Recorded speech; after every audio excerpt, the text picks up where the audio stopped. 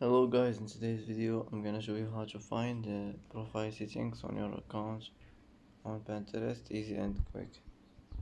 First click here, click on your profile, now click here, and now here you will find edit profile, and here is the profile settings.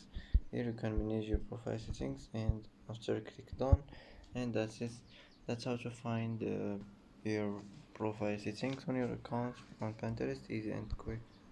And that's it for today's video. If you like this video, don't forget to like and don't forget to subscribe.